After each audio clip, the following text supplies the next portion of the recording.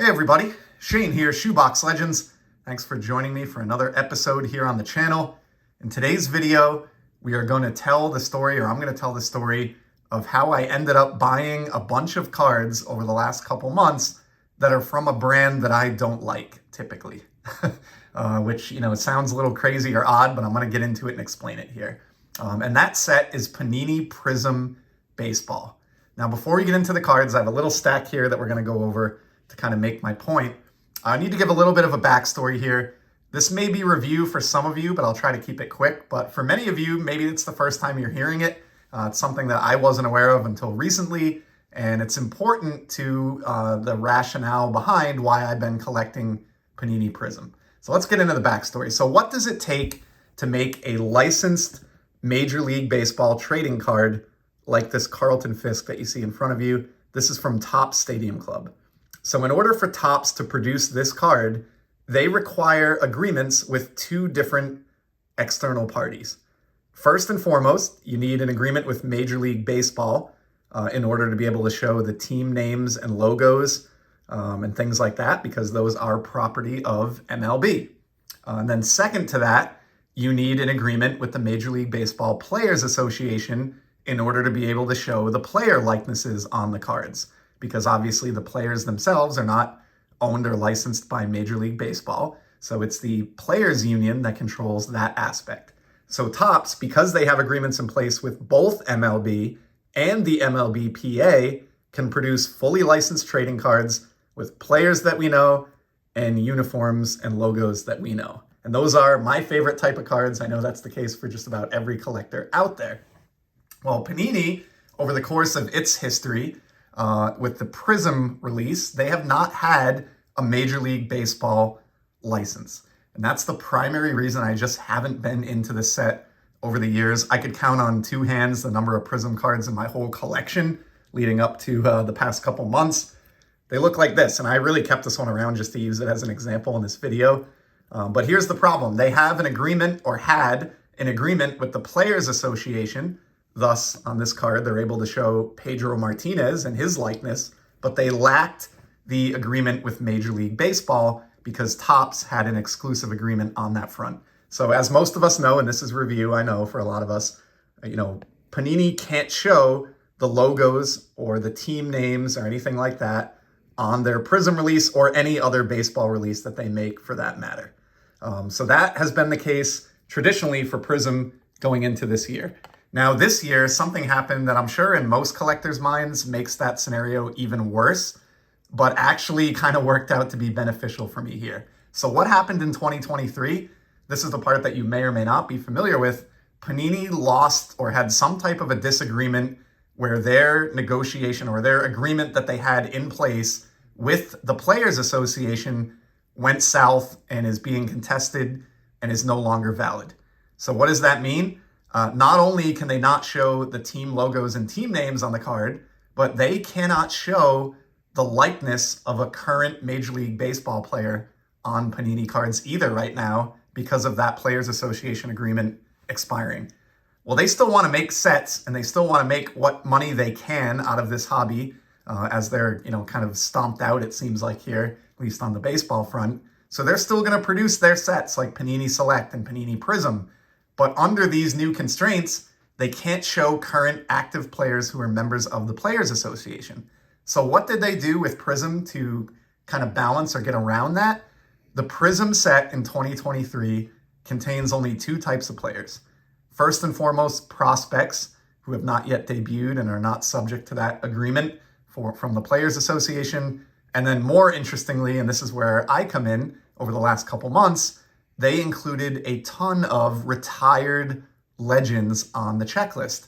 Because if you're a retired player who played decades ago or longer, in some cases, you are also able to be used on a card without that agreement from the Players Association. So for the first time ever, because of this unique licensing conundrum that Panini found themselves in, we got Prizm baseball cards of retired legends of yesteryear. And that's what I have been focusing on. So after 5 minutes of gabbing, I just thought it was important to kind of lay that out, just because it's a set that I haven't really liked in the past. I love Prizm. So here's a hockey card that I've had in my collection. This is an Alex Ovechkin. This is from the time when Panini had a license with the NHL and the NHLPA and made properly licensed Prism hockey cards. And I love this set. I love Prism. The only thing that has held me back from it over the years is that lack of logo. And that still bothers me, and that's still the case for this 2023 set. But there are a couple of types of cards on the checklist of these retired players that really appeal to me. So let's take a look at a couple of examples here, 5 minutes in. Here is the first one that I've picked up. Bob Feller. Check this card out. Now, why did I gravitate towards this one?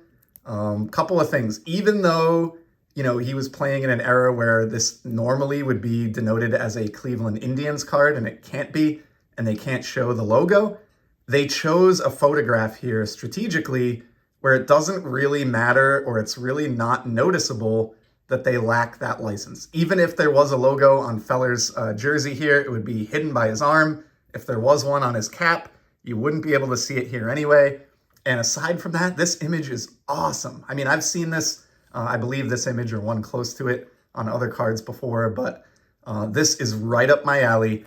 And as soon as I found out about this stuff, it's when I immediately started kind of vacuuming up these Prism cards. Now, I'm just going to say these are not popular. This is just a me thing. It's kind of a rabbit hole that I've fallen down. I'm in no way suggesting that these are going to be valuable in the future or anything like that. To the contrary, I'm scooping these up because they're so dirt cheap and they look absolutely beautiful, that it's been a fun way for me to stay engaged in the hobby and making these pickups without really breaking the bank, because there's just a general lack of interest in Panini Prism Baseball, which I understand.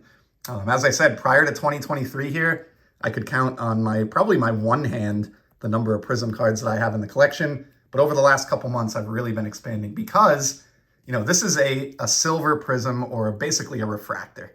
Pretty easy to tell, and it has awesome etching. Like, look at the folds in the uniform there.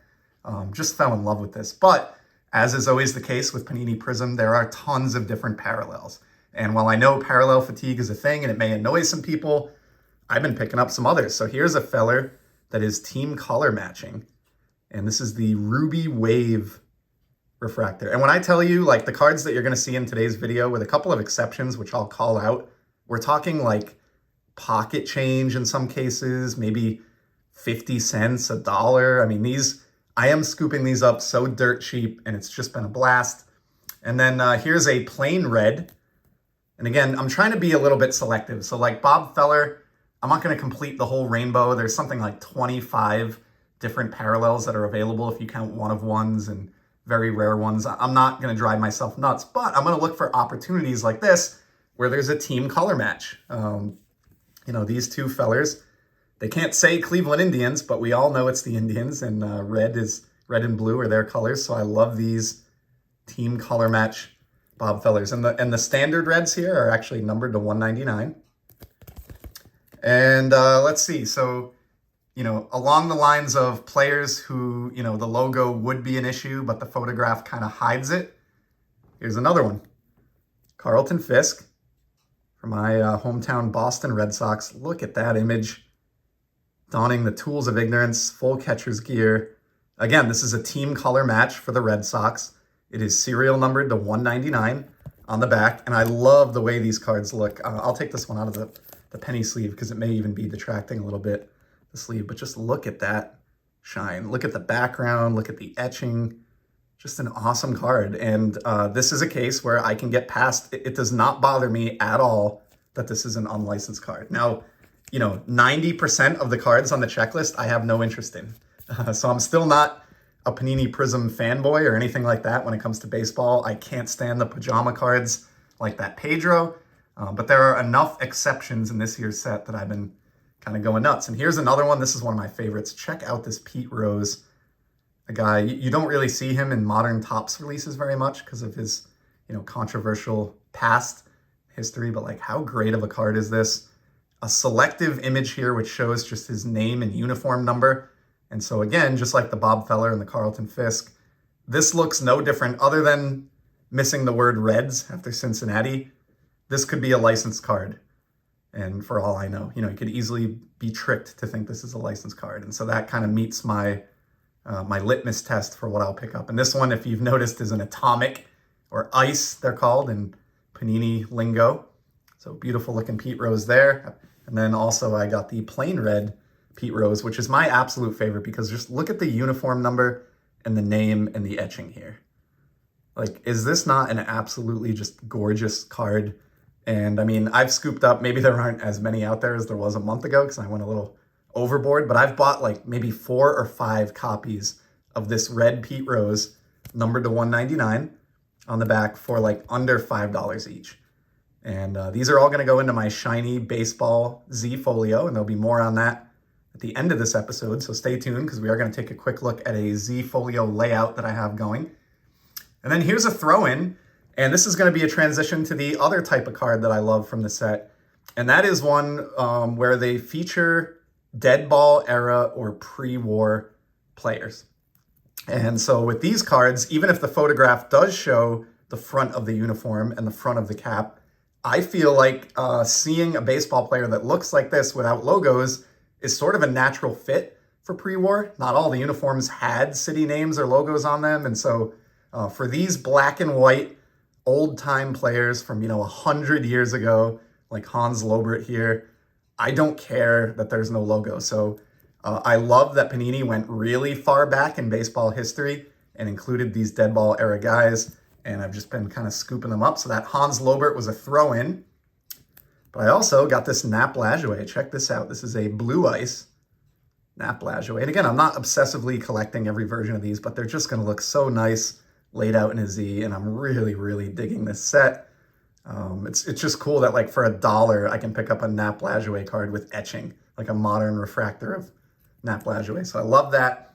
And then here's a couple of rarer ones. We'll stick with the Lajoie, but they have serial numbered parallels outside just the reds. So check out this Lefty Williams and this Nap are the Mojo parallel, and these are numbered to 25. I'll take a look at the back here. You can see just to the right of the photos, and just by chance, these are both actually copy 12 of 25, Christmas parallels, 1225. This is kind of crazy to me. I get that this isn't for everybody and that I'm kind of in a little niche here with this set. But like this Lajoie, for example, this was $5 with free shipping, numbered to 25. So I know it's not playing era, and there seems to be somewhat of a stigma with some vintage collectors that, collecting modern guys or modern designs with old Hall of Fame players on it is just not desirable. But I disagree with that. I mean, I'm just having fun in the hobby. And, I'm not going to be able to buy significant playing era Nap Lajoie cards without, a lot of planning and saving hundreds or thousands of dollars. And that's just not going to happen with everything else I have going on in the hobby. But to plop down a 5 spot and get a really cool Lajoie like this numbered to 25, that is right up my alley.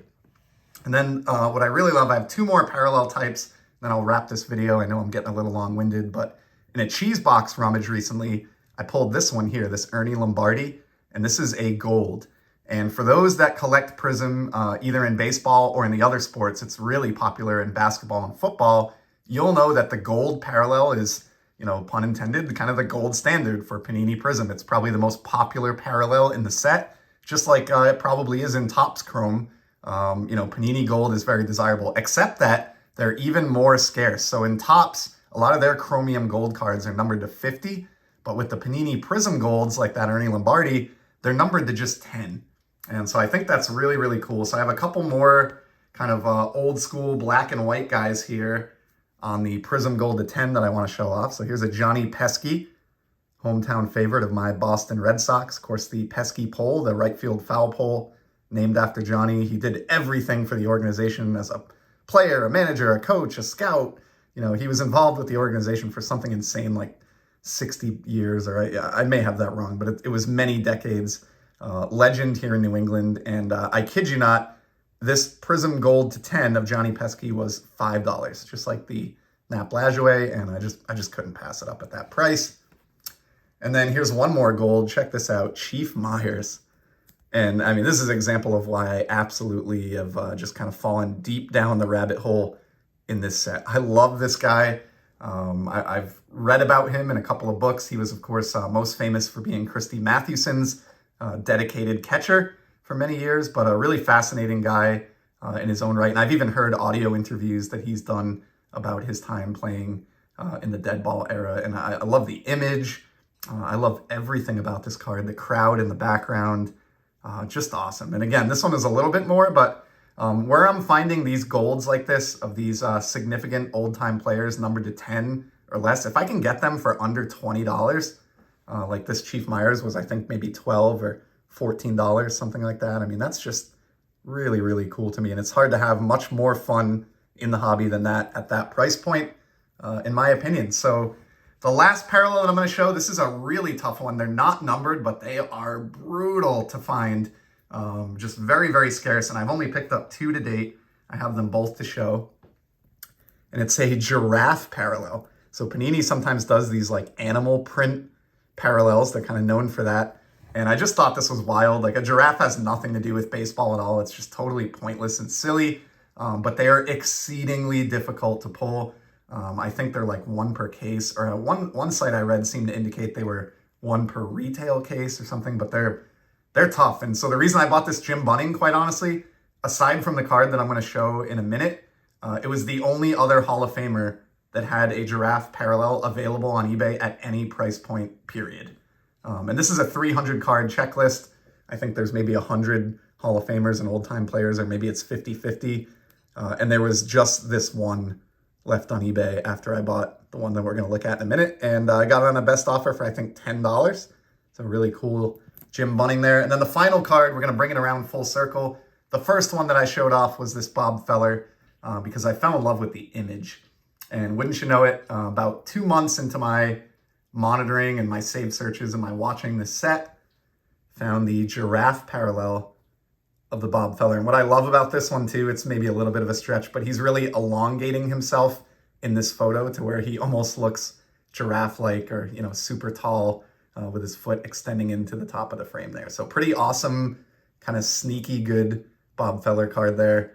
A couple different ends of the spectrum. You know, this one was like $1 or less, and this one was more like $30, but it, you know, just exceedingly rare. So that's the under 20-minute tale of how I've fallen down the 2023 Panini Prism rabbit hole here, and have picked up a bunch of singles from a brand that I typically don't even like on the baseball front. And again, that's still the case for probably 80% or 90% of the cards on the checklist in 2023. But that unique scenario where Panini losing the Players Association license and having to put a bunch of retired greats into the checklist, it just really struck a chord with me. And to conclude this video, I'm going to move over now. We're going to do a cut, and I'm going to show you just a 2-page layout in a Z folio that I've done from this release as well, just to give you a better idea of how many parallels are out there. So stay tuned. We're going to cut to that Z. All right, so here we are, and I apologize in advance for some shoddy camera work and any glare that we're going to get here. But this is one of my shiny baseball Z folios, where I store just kind of random baseball shiny. We got Leo here to join us. Let's pan up. Hey, Leo. So this is a shiny baseball Z, and you can see here just some of the Prism cards that we looked at just moments ago. Started filing some of these away. I'm kind of just randomly putting them in here, but they really look great. But really what I wanted to show here in this portion of the video is this next page. Check out this spread. So this is Sam Rice, who's a fascinating player in his own right. And I'm going to do a separate video about him coming up soon, so we'll keep this kind of brief. I'm already gone on for over 20 minutes at this point. But this is a spread of 18 different Sam Rice parallels from the 2023 Prism set. So he was a pre-war dead ball era player. So check this out. Let's just pan through these quick. We got some ice parallels up top, blue ice, purple ice, and red ice. We got the standard ice in the middle, the regular silver refractor here on the left, and then the blue, which is numbered, I think, to 149. And down here we have 2 more ices, the pink and the green, flanking the purple card in the middle, which is numbered to 99. And then up here on the second page, we have some crazy good ones. So we got the Ruby Wave. We saw one of those of the Feller.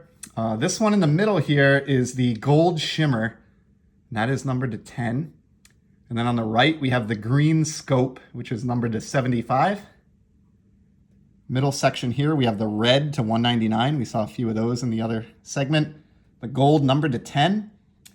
The Hyper Prism on the right there, great looking card. And then along the bottom, we have the Orange Wave, which is numbered to 50. Over on the right is the Pulsar. And then in the middle is the White Sparkle or White Speckle. These are not serial numbered, but allegedly a print run of about 20. So pretty difficult card as well. So this is just an example of how I envision this Z Folio looking and kind of why I've been going after these cards and why I think they're fun. And everything that you see across these two pages, including multiple golds to 10 on the right and many other serial numbered cards, this entire spread of 18 cost me about $80 to assemble. And Sam Rice, I know he's not like a household name like a Willie Mays or a Christy Mathewson, but I just love these cards. So that is going to be a wrap. And that's going to conclude today's brief look at why and how I've been buying all these cards of a brand that I typically don't even like. I hope you enjoyed this. Certainly appreciate your valuable time. And as you know, I'll be back very soon with some more content. Till then, take care and enjoy the hobby, everybody. See ya.